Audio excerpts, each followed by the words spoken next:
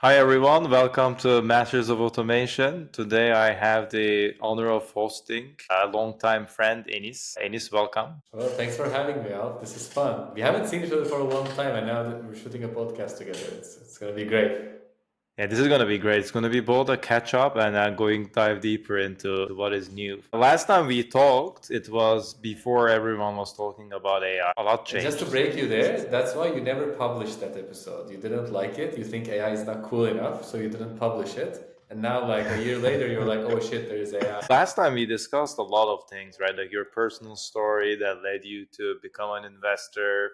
We actually hinted on like ChatGPT's inception in one section of it. But the way I want to start this one is throughout the years the fund grew, right? Like now you live between London and Istanbul. Everyone knows about emerging Europe, and then you actually created the team of emerging Europe is a mindset for all the You don't founders and cringe me. I'm everyone. getting cringed when you say that.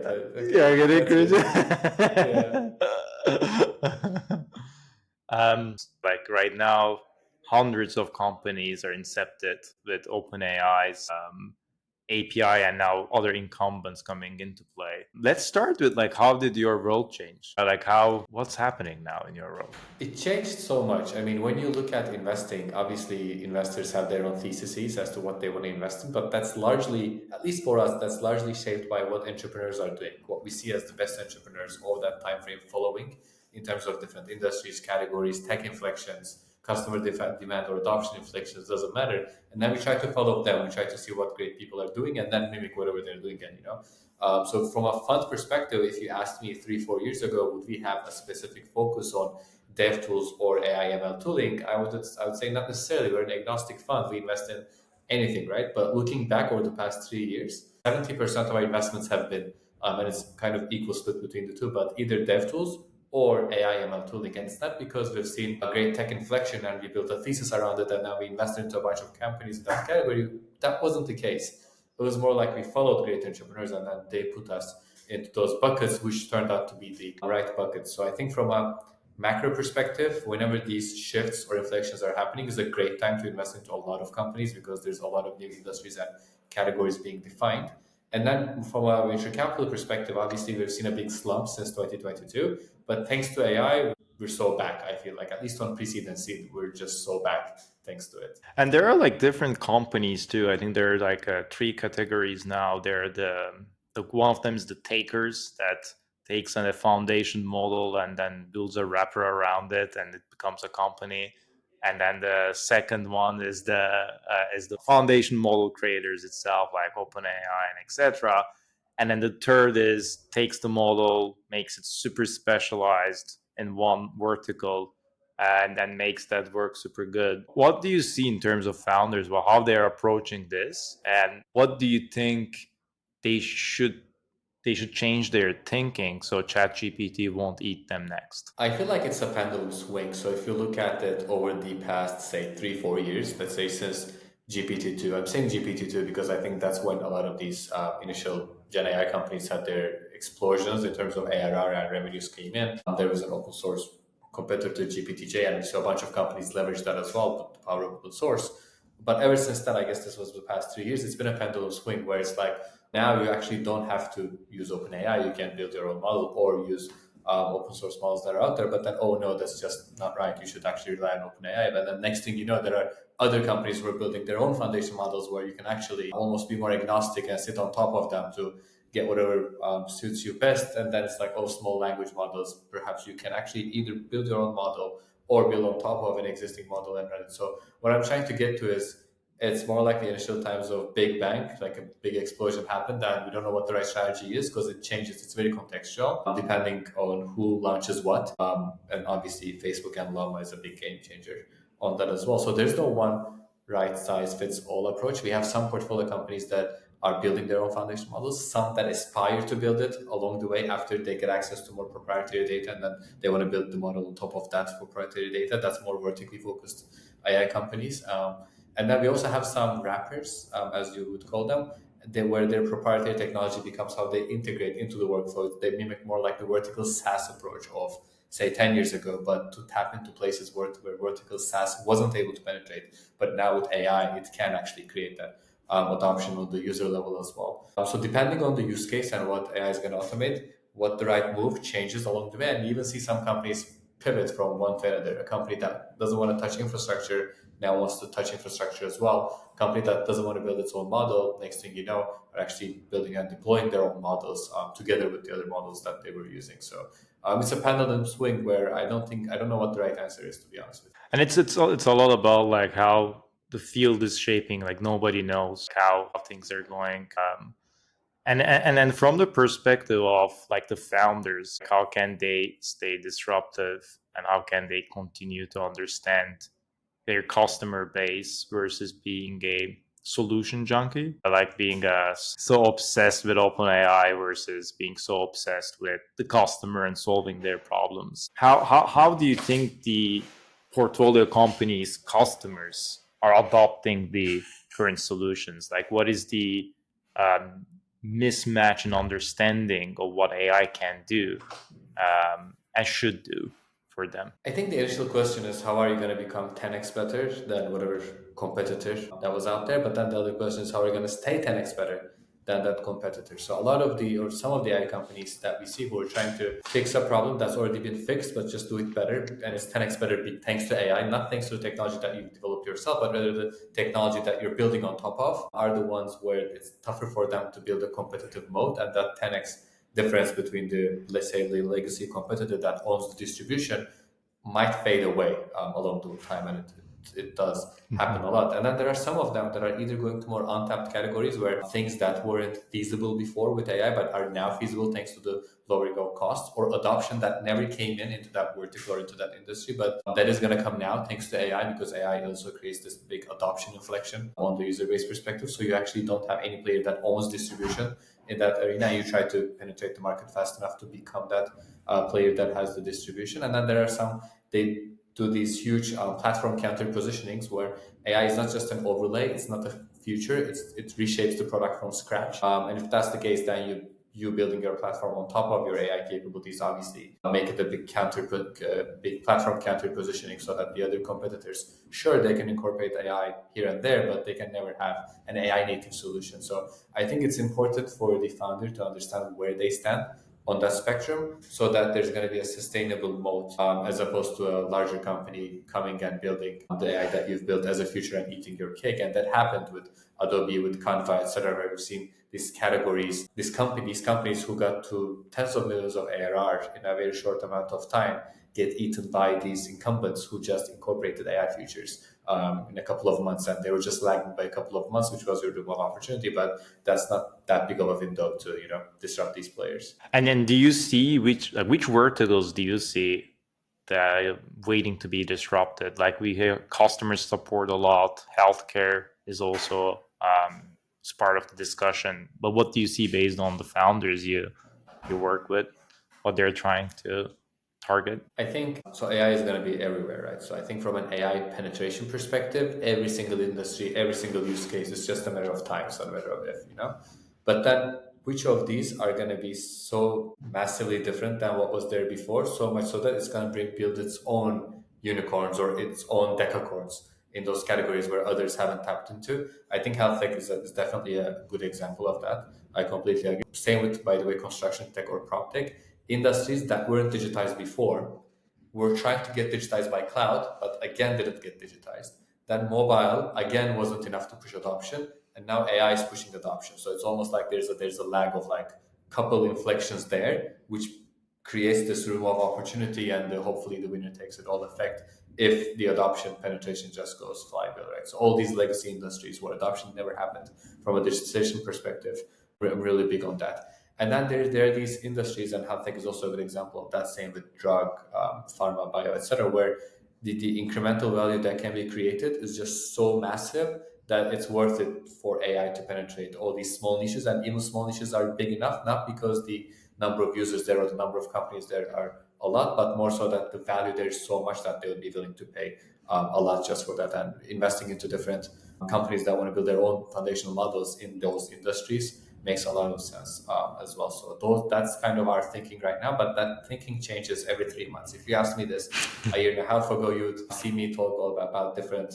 wrapper solutions, which is what you would call them or I would call them now. But they did get to good amounts of revenue. If you were talking about this, say, 6 months ago, I would be going more into small language models, companies building their own foundation models in in certain niches. 3 months ago, I would be talking about more RAG type solutions and the infrastructure layer of that because we were expecting a big boom there. It really changes. I think that the place is just so nascent and that's the best thing about it, right? That's what makes it exciting. And from an investor standpoint, then like the space is changing a lot, the solutions are changing a lot, and like and then the biggest thing becomes the founders and like how founders adopt to that change. What are some of the skill set or some of the criteria in a founder that you look for that makes you believe in them that they will survive this rapidly changing space? Whenever we're looking into an opportunity, it's all like, as I've told this to you before, probably it's a very founder led decision. We only go from 0 to 1 for the founder, and everything else that's out there can only make us go from 1 to 0. We try not to build conviction on the traction, on the premise, etc. It's only the founder or the competitive landscape. It's only the founder that gets us from 0 to 1.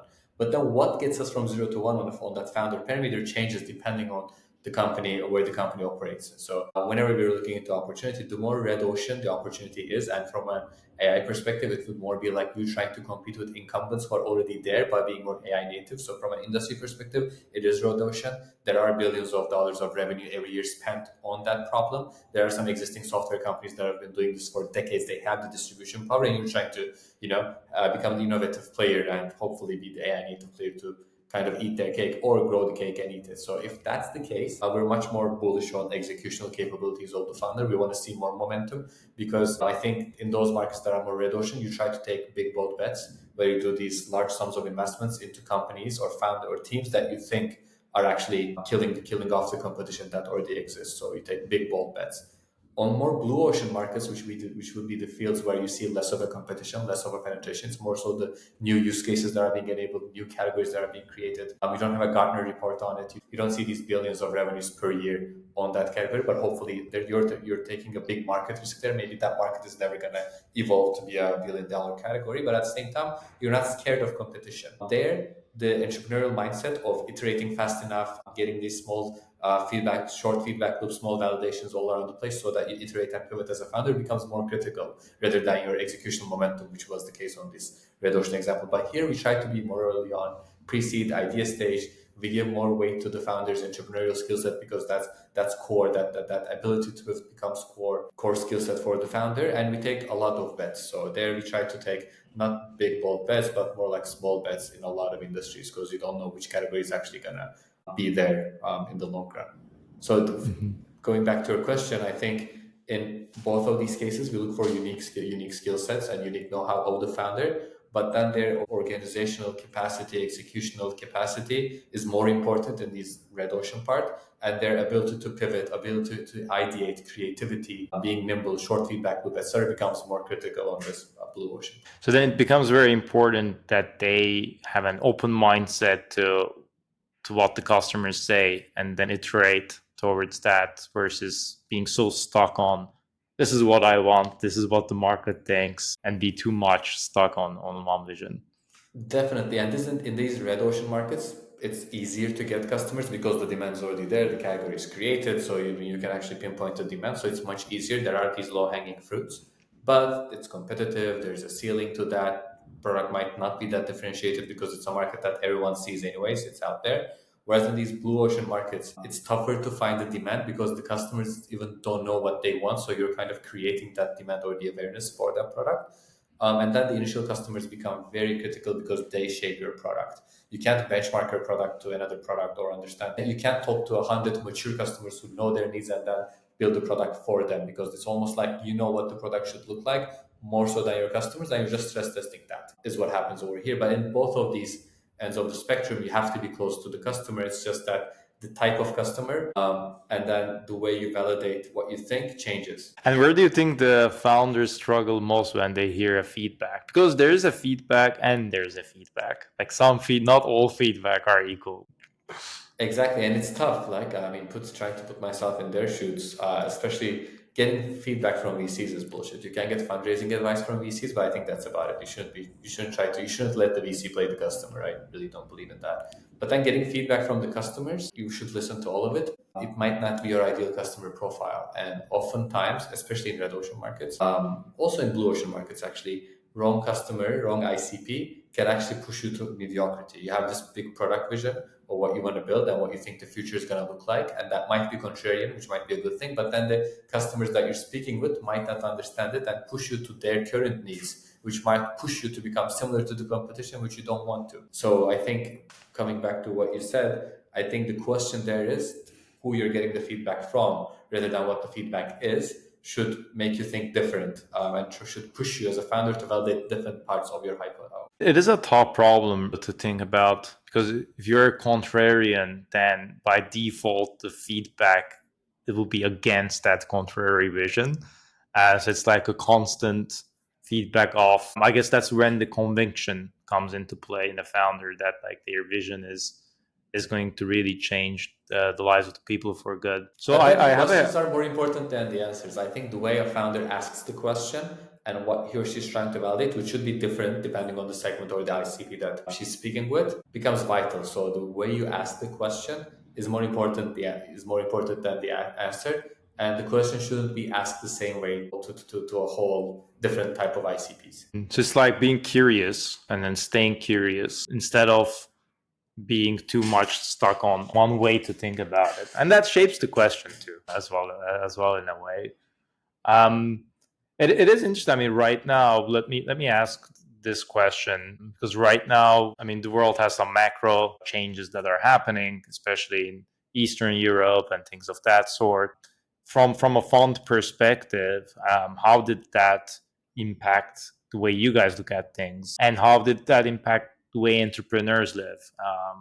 And when it comes to funding availability or like innovation for them still trying to be hopeful to explore different fields. I don't think it made a change. So let me start with this. I think what makes emerging Europe different than all of the other emerging markets is that if you look at emerging Europe unicorns, none of their revenue comes from Eastern Europe or Turkey. None of their financing comes from the region. Their down the line M&A doesn't come from the region. So from a value chain standpoint, yes, their talent is based here. Their talent is based in Poland, Lithuania, Hungary, Turkey, etc.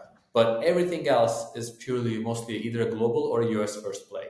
So it's different than all the other emerging markets because if you look at Africa, Latam, Southeast Asia, MENA, etc., that's definitely not the case. All the unicorns from these other emerging markets are very regional companies where you would have companies go from Singapore, expand into Malaysia, Indonesia, or from Dubai to Saudi Arabia, Egypt, etc. Right? So they would actually get impacted by whatever is happening in the region. From they have all these exposure out there, which is definitely not the case for founders from Eastern Europe. It's more like them trying to mimic the Israeli startup model across 20 countries around the region. And it's the only emerging market where you can actually do that. All of the other emerging markets would have would have similar characteristics to each other, as I pointed out. So going back to your question, if something like that happened in all these other emerging markets, it might create geopolitical issues, currency issues, financing issues, M&A issues, just because of the chaos and the ambiguity that it brings. But it's not the case for the Baltics, Eastern Europe, or Turkey, just because if you look at our Fund One, there's probably $1.5 billion invested to date, 99% of which came from the US. The total portfolio revenue is probably $800 million. 90+% comes from the US. Sure, talent is here, but I don't think it's affected as much. Might even be an anti-fragility, to be honest with you, where the more concerning geopolitics become in this region, it pushes more talent towards tech because of this rigidity of tech and not being this anti-fragility. It might push down your costs, and pushing down your costs is not that important in and of itself, but it pushes the founder to do is it pushes the founder to go for more blue ocean markets. So your US competitor doesn't have time to wait. Your US competitor cannot wait for 4 years and then have a mature product and wait for the market to mature to be able to sell it. No, but you can actually do that just because your cost base is much lower. So it's not the cost base in and of itself, it's rather the quality of talent that brings, the retention of talent that it brings, and then those two combined would push you to go for more blue ocean markets, which can potentially yield larger outcomes when the market becomes mature. And that is very important. That's a huge point of defensibility that that the startups do not get impacted by the macroeconomic conditions. It actually in a way helps them to be more disruptive, continue to look for different areas to innovate. To that end, I like to ask a few questions. So these would be, so every guest that I host, I ask them a question about what they want to ask to the next guest on the podcast. So I'm going to ask you the question first that previous guest want me to ask you. So it goes like this, and then you can answer it in any way you want. So if you were 13 years old right now, and looking at how the world is changing, would you be optimistic or pessimistic? And you were to be optimistic, what would you be studying, and what would you want to be when you grow up? 13 years old. My first advice to myself would be that I shouldn't drink so much at my bar mitzvah, but passing that. I'm an optimist, by the way. I really don't believe in this pessimistic vision. I think being pessimistic is just very populist. It's easy to be pessimistic, and I have my theories on that. But I'm more of a Naval-esque kind of person where I like the book Rational Optimist, Factfulness, etc. So I'm an ever optimist. And now looking from that lenses, I studied civil engineering, which was a horrible decision. Obviously, I would study something more technical, more around software engineering, so that's given. And then I also believe that this bridging to the US is almost trying to play an away game in the US, where you're getting all the advantages of the US in terms of equity markets, enterprise software budgets, great early adopters, venture capital, etc. But at the same time, you're hedging yourself against the disadvantage in the US, which is talent churn, talent retention, talent costs, being able to build that corporate memory because of that low retention in talent, etc., by employing talent back at home. I really believe in this bridging. So if I was 13, obviously I would have to build that technical skill set, but then probably get awake early on that I should kind of try to facilitate that bridging myself and start earlier on. So instead of becoming a venture capitalist in 2016, I would perhaps start investing into the startups even way before, maybe by 2009 when I actually moved to North America for college. And that's interesting too, because if you're 13 years old and by the time you're, let's say, 25, that's like almost 12 years. And from that lens, that will mean after 12 years, the generative AI will explode.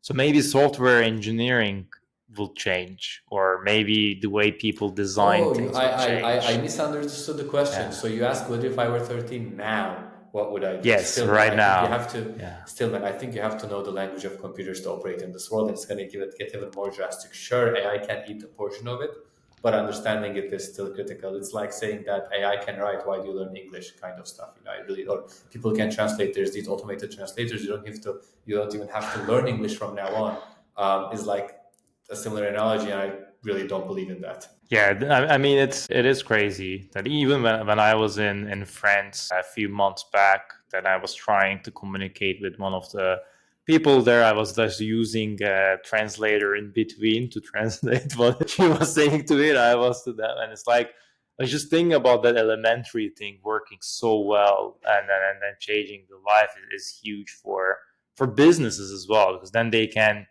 accommodate any customer anywhere in the world without the restriction of who works in their front desk. I like to say it's actually enables everyone to speak the same language in some shape of or way of form. So I have some speed dial questions to you. I'm gonna hit you 3 questions, and then you tell me. Don't overthink. Just tell me what comes to your Okay. mind. So the first one is, which founder from your portfolio companies moved you in a way that was personal, that changed the way you thought about something? I think it's Ozhan from Billion to One. So Billion to One developed this molecular AI molecular counting technology. That's the tech inflection that they're riding on. But then they were trying to find use cases as to how to build on top of it. And the initial use case was prenatal testing. Now it's liquid biopsy. But the way he portrayed the vision of the company in 2017 by, first of all, going to this unmet medical need, which is a lower hanging fruit. There's a cap in that market, but he can actually build a solution, build a distribution channel, ramp up the company, and then go for liquid biopsy, which obviously has a much larger time and it's more of an unsolved problem from a technical standpoint rather than prenatal testing. And then he executed perfectly. So he both has a technical skill set because that did grad school plus PhD in the space, but also commercially speaking, he had the vision. And every single quarter in the board deck, if you look at the numbers, he always overhits them. He sets the expectations high enough. We think the expectations high as the investors, and then he just overshoots them all around the place. And I think he's also creating a huge impact for the world, for the world, and he's going to continue to do so.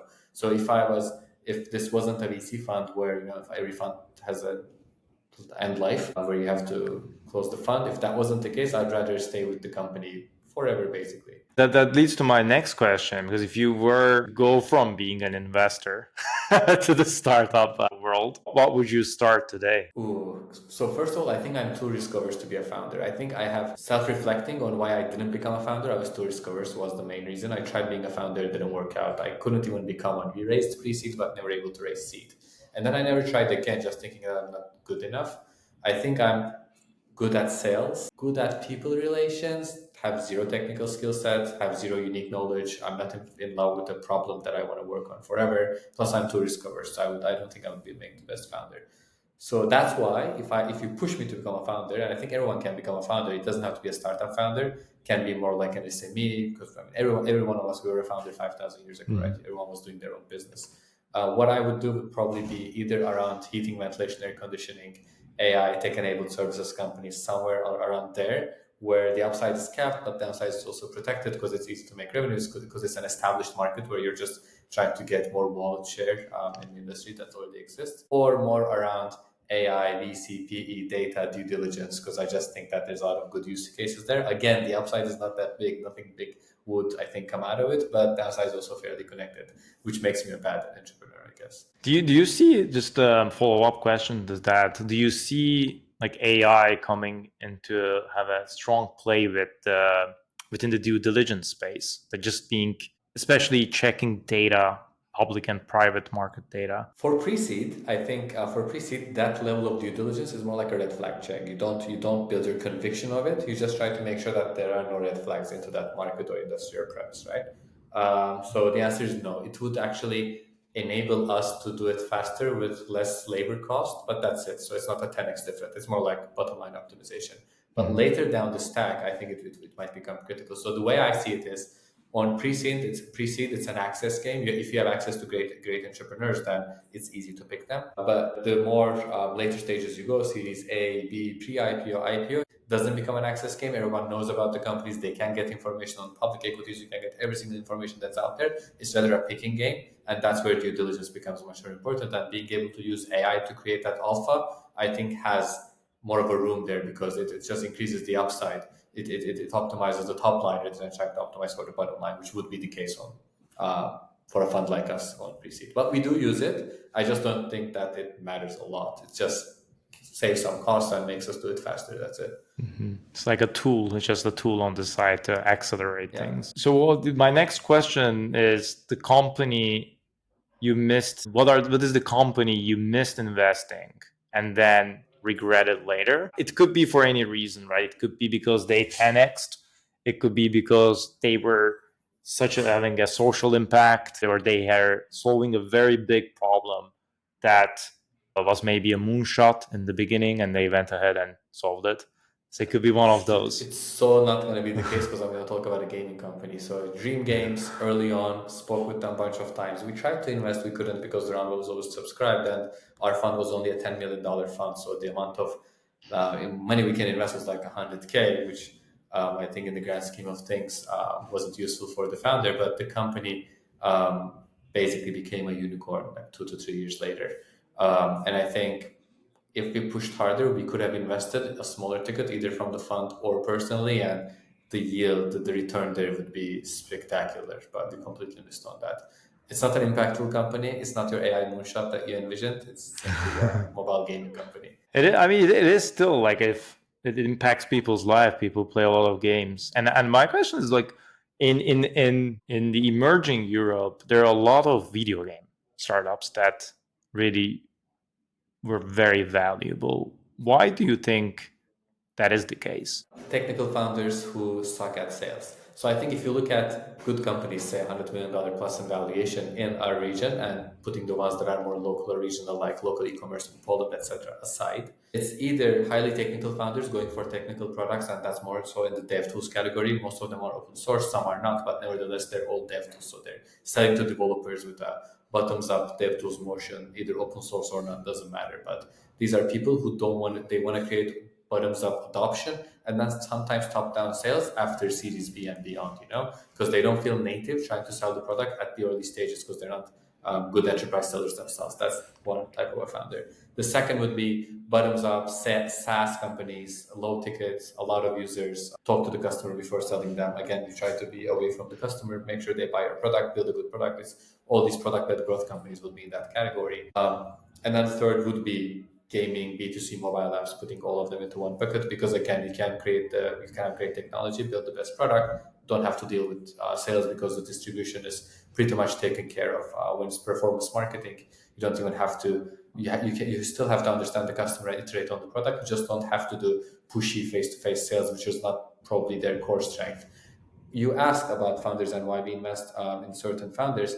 When we look into founders, and if you have to put their parameters on a spec, we try to stay away from okay or above average ones. One thing needs to stand out. One thing needs to be 12 out of 10, and other things can be very bad, but you can complement them either with other co-founders, early employees, etc., as long as the founder has the awareness that they lack that portion. And more often than not, that's sales. I don't think the experience is there in the region for that. And awareness is an interesting thing as well. Like they have to be aware that they suck at sales to accept that they suck at sales, so that they can be taught. What are some of the things you look for that identifies that? Sometimes, by the way, unique experiences there for a founder. They've anchored themselves to a problem definition. That's also there. We think that they know the space and they're qualified to do it, etc. But then there's an awareness mismatch. The way we feel about the co-founding team's complementary skill set, or the market in general, etc., we were like very distant. We're like worlds apart. And then we tried to meet a couple of times to align. And aligning is important, not because what we think is right, more often than not it's wrong, but it's still important for us to understand their line of thought so that it resonates with us, and we make sure that there's no awareness mismatch. But sometimes there is, and we do sometimes not move forward with some investments where we build conviction on these couple of steps initially, but then fall off on this like third or fourth step of awareness. Yeah, they need to always keep a mindset of continuous improvement and understanding themselves to be able to Or be able set the to bar follow. high so that you would seem low for yourself. I mean, when you're trying to understand whether your current ability or your potential ability can actually come to that level, you need to set the bar so high to be able to see whether you would actually ever reach that, or whether you're currently there or not. And sometimes they don't set the bar high enough, thinking that it would be easier than they would imagine, which again is a awareness discrepancy between an investor and a founder. And it tells too. So my next question to you is actually for you to ask to a question to the next guest. So I have a guest coming up, and I typically don't reveal who it is. For let's say if you were to ask a question to the next guest, and within the world of entrepreneurship, AI, automation, future of work, what would your question? And to make it easier, what are you curious about these days that people are not answering? Because you said AI and automation, I'll go for that. And then within those, I would go for AI.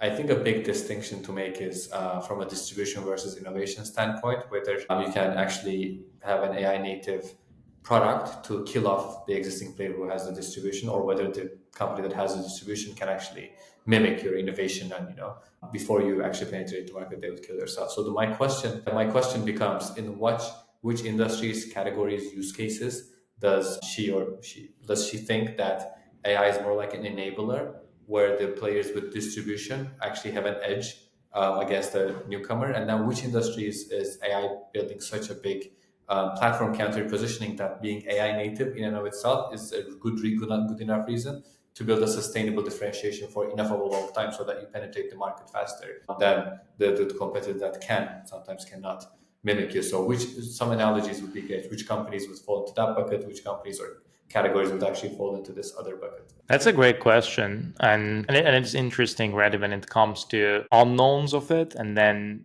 like my previous guest, Tatiana, she's just starting her own startup. She used to work at Salesforce and Amazon. She set up the opportunity management platform and etc. And she made this comment that I found really interesting, and then I'll ask that as a question to you. So she was saying that the user interfaces in the internet are very sales driven, right? Like, so you enter into a website, they will tell you this pop up comes out, give me your email. And then after that, you scroll down like futures, use cases, this and that. They will buy your attention all the time. So if we imagine a world where AI is the intermediary between you and the internet, right? Like you would go to chat gpt to ask that question, or perplexity, or whatever new company is coming up. In your intuition, what would be the future human to computer interaction be, like rather than going to 100 websites to find out the contact us form to their futures? How do you think that will reshape? So I think obviously AI is going to be embedded into every single product, which is happening right now. But now what you're referring to is AI becoming an extension of every single interface, and then them integrating with us, which potentially means that I would have an AI extension that kind of even understands, or I tell it before I need some information to go and talk to it. But then the website will also have an AI interface, which means that even my browser is going to have an AI interface, so that all of them complement each other. In that futuristic scenario, I guess I don't even have to show that intention, because that intention is understood by AI that's surrounding me. And I think that that future is going to come sooner than anything that has to do with neuroscience or brain activity, etc. I think those are going to be further along the line. But when that future is going to happen in terms of AI surrounding every single interaction and being the main interface before the actual deeper interaction happens, because a lot of interactions with any product is shallow 90% of the times and goes deeper only 10% of the times. And AI, I think, can cover all that 90% exposure landscape. I think that that's going to happen in the next 5 to 10 years. That is going to have a fast enough adoption. Mm-hmm. Think so too. So to tie that point, and then as the final question that I have is, a lot of the startups and I think the investors that I spoke to expressed that like Europe has a regulatory climate that is tough for startups. Startups work with it, work around it, and how can investor community from your side support that innovation? Europe definitely has way too much regulation on everything. I mean, the bureaucrats are definitely leading the world and being the frontier in terms of regulation, and that pushes a lot of the founders, whether from Western Europe or obviously Eastern Europe, to instead of selling to European companies, building companies in Europe, for both from a domiciliation perspective, legal perspective, but also from a customer base perspective, they rather do that in the US, because startups more often than not, they don't ask for permission, they just apologize later. And I kind of like that mindset. I'm more going from that camp, and it pushes them to do that in the US, which I like. So I think it's a problem for Europe and European economies, but at the same time, it creates this whole opportunity for entrepreneurs from France, from Germany, to build in larger market, which is the US, and initially build the product there, use it as a test ground, scale it there while employing talent back at home, etc. And I think there's much more money to be made doing that, both for the founder but also for local European economies. So I think it creates a problem that can easily be solved, and then hopefully that would create greater yield. And kind of does like in a way two sample tests. Like when the one in US, no regulation, winner takes it all, but also getting sued and things of that sort. Whereas in Europe, it's like let's go very cautious and controlled. So it's around the two sample test experiment in a way, especially for European founders. There are Um, hundreds of experiments of that, especially in the drug space. I was just reading a book. Oof, I don't remember which one. Shit. That gave examples as to how Europe tried to pre-regulate a lot of medicine that eventually got approved, but just because the time lag is like 2 to 3x compared to the US, and this is like a century ago, the penetration wasn't fast enough. That gave to a lot of more deaths or people with illness, etc. So I think that this cautionary behavior or the tendency has been the case for a while in Europe. And then sometimes it serves well, sometimes it doesn't. Like for example, for food in the US, there's zero regulation in what we eat. So it's a lot of pesticides and things of that sort. Like you can even show up to a pharmacy and ask and buy drugs in the US. Same as it is like guns. Same applies to guns as well. Whereas I think in Europe it's maybe one reason it's a little bit healthier. Yeah. But that said, thank you very much for joining. We could go for hours. Maybe I'll maybe it'd be great to have you again. But thank you very much for sharing your insights and joining. Well, thanks for having me, man. This was good.